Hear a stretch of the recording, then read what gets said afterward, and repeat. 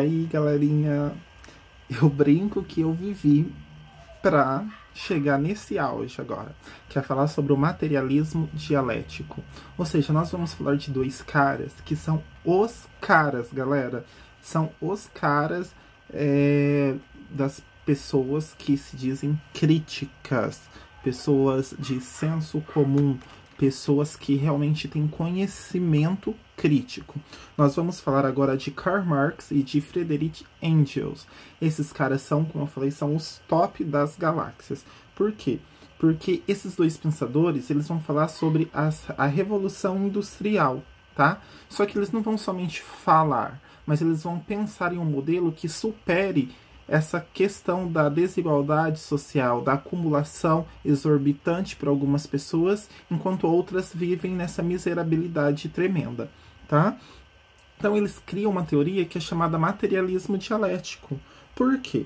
Porque eles buscavam encontrar uma alternativa para a humanidade, ou seja, um novo modelo em que as relações sociais de cooperação e igualdade reinassem. Por quê? Eles veem esse sistema capitalista como um sistema cruel, como um sistema que é marcado principalmente pela desigualdade. Por quê? Porque a partir do momento em que um tem uma propriedade e o outro não tem, esse outro ele passa a ser explorado por esse que tem a propriedade. Essa relação ela não é igual. Essa relação ela só vai propagar o quê? Vai propagar tudo que a gente tem de ruim no mundo. A pobreza, a miséria, a violência. Sim, pessoal, a violência. Por quê? Porque a violência ela é causada pela desigualdade, pela falta de acesso aos serviços, pela falta de acesso à educação, pela falta de acesso ao trabalho, né? Por quê? Porque quando eu tenho lá a Revolução Industrial, eu tenho a substituição da mão de obra pelo quê? Pelas máquinas. Ao passo que não há postos de trabalho para todo mundo. Logo, esse sistema capitalista ele precisa de uma reserva. Ele precisa, uma reserva que eu falo, de algumas pessoas que não estão trabalhando. Por quê? Porque aquela pessoa que está trabalhando e que ganha pouco, fala assim, ó, olha, você está aí, você tem que dar graças a Deus por você ter o seu trabalho, porque tem outras 20 querendo o seu trabalho, tá? Então, ele precisa dessa reserva de trabalho para ele se manter. Por quê? Porque para ele manter a desigualdade, para ele perpetuar a miséria, para ele perpetuar essa acumulação excessiva de lucro em algumas pessoas em detrimento de outras. Só falando, abrindo aspas, Karl Marx, ele é a base do meu curso de serviço social, tá, pessoal? Por quê? Porque o serviço social é um povo que luta pela viabilização de direitos à população. Ou seja, para que a pessoa tenha os seus direitos garantidos, tá?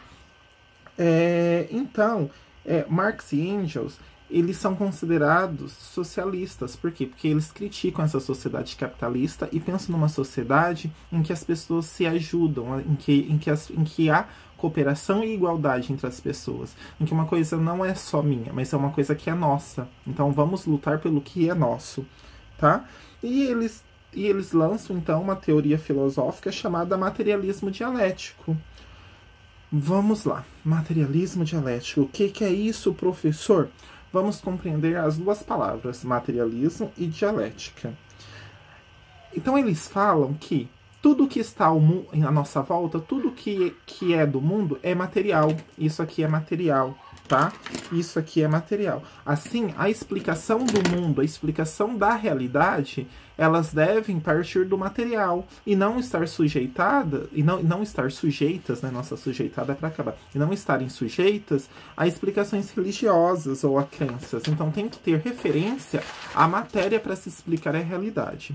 Segundo ponto, dialética. Eles veem essa realidade social não como harmônica, mas uma sociedade construída por meio da contradição, por meio das relações antagônicas ou contraditórias, e que ela está, dialético, em constante transformação. Ou seja, a sociedade está de um jeito agora, mas eu posso modificá-la. Tá? Então não é uma sociedade fixa, mas uma sociedade que vai se modificando ao longo do tempo, por meio da ação de quem? Por meio da ação humana, tá? Então, nada no mundo está acabado. As coisas no mundo, as pessoas estão mudando sempre. Pessoal, só lembrando que essa apostila aqui eu vou disponibilizar aqui como material de apoio, tá? Uma outra coisa que eles falam também é o princípio da totalidade. Ou seja, tudo se relaciona dentro de um conjunto, a natureza como um todo. Ou seja, todo mundo está interrelacionado entre si, tá? Até como tem exemplo aqui na apostila, os cientistas estão prevendo que o aumento da temperatura provocada pela ação das indústrias ocasionará enchentes que destruirão algumas cidades, principalmente as da Europa, que é o efeito estufa, né? Isso provocará o derretimento de gelo nos polos norte. O gelo derretido causa o aumento do volume da água nos mares, e este, por sua vez, com mais água, invadem os continentes e as cidades próximas do litoral. Ou seja, tudo está interrelacionado no mundo. Uma ação aqui tem uma ação estrondosa em outra parte do mundo, tá? E eles falam sobre a mudança qualitativa também. Ou seja, que as mudanças na sociedade, elas não ocorrem no mesmo ritmo. A gente tem mudanças que levam mais tempo, mudanças que levam menos tempo, tá? E eles falam que a sociedade, ela está em permanente mudança. Então, eles criticam muito essa sociedade. São dois materiais de apoio que eu vou deixar para vocês. Um é sobre os conceitos de mais-valia, alienação, que vocês vão responder um questionário, inclusive, tá? Sobre esses conceitos que eles falam. Vamos lá. Mais-valia. Eles se chamam o lucro desse sistema. Eu já falei para vocês, né? Já expliquei sobre o sistema capitalista. E dentro das minhas explicações, claro que já estavam alguns dos conceitos elaborados por eles. Então, mais-valia para eles é o lucro. A alienação é o quê? É o sujeito não se ver enquanto trabalhador, enquanto explorado, na verdade. Eles falam que esse nosso sistema, eles induzem uma alienação do proletariado, de forma que ele pensa que ele está contribuindo para o progresso da sociedade e, na verdade, ele está sendo explorado. Ai, pessoal, como eu queria que essa nossa aula fosse cara a cara, porque tem tanta coisa para explicar para vocês sobre o sistema capitalista de produção, sobre essa teoria deles, mas quando a gente voltar às aulas eu quero falar um pouquinho mais para vocês sobre ele, tá? Então eu já falei um pouquinho sobre a mais-valia, né? Falei um pouquinho sobre alienação, sobre o trabalho, eu já falei para vocês na outra, já falei também para vocês sobre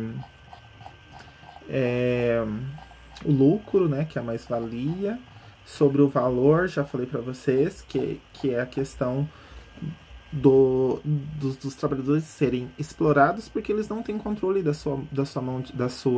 dos meios de produção, né? Eles só mandam e olha lá na sua mão de obra.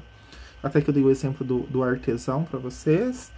E, pessoal, é isso. Então daí eles falam sobre a contradição universal, que para eles as mudanças que acontecem, né, na realidade, ela é por meio do embate, por meio da contradição, e que a sociedade ela está em constante transformação, tá? Então tudo está em constante movimento, tá? E eles falam principalmente que essa sociedade ela não é harmônica e nem tão pouco equilibrada. Justo o contrário, essa sociedade ela é marcada pelas contradições. E que é isso o que move essa sociedade. Só que, claro, qual que é o objetivo final deles? Uma sociedade socialista e não uma sociedade capitalista. Por quê? Porque eles veem o capitalismo como algo negativo. É algo que induz ao progresso tecnológico, comunicacional, tal, sim. Só que, ao mesmo tempo, a gente tem um descompasso muito grande ali entre o progresso e a desigualdade social. Conforme mais se progride, mais se há desigualdade social. Então, será que realmente há um progresso? Ao passo de que eu tenho um sistema, um país tão desigual assim. Como atividade de casa, eu também vou colocar aqui para vocês realizarão uma pesquisa sobre as desigualdades sociais no Brasil. Eu quero que vocês... Eu não quero qualquer trabalhinho não, hein, pessoal? Eu quero que eles tenham bonitinho, assim, que vocês coloquem. Por exemplo, quantos trabalhadores quantas pessoas empregadas há no mundo, quantas pessoas desempregadas há no mundo. Tudo isso vocês podem pesquisar na internet, que tem, tá? Sobre a riqueza, quantos por cento, eu já falei isso na sala de aula, inclusive, quantos por cento da população é rica, quantos por cento vivem ali na miserabilidade. Quero que vocês coloquem sobre essa questão da falta de acesso aos serviços, como saúde, educação. Quantas pessoas analfabetas a gente tem no Brasil? Quantas pessoas não têm acesso à educação básica? Quantas pessoas não têm acesso ao ensino superior? E aos serviços de saúde? Quantas pessoas têm acesso? Quantas pessoas não têm? Aos serviços de habitação? Quantas pessoas têm acesso? Quantas pessoas não têm?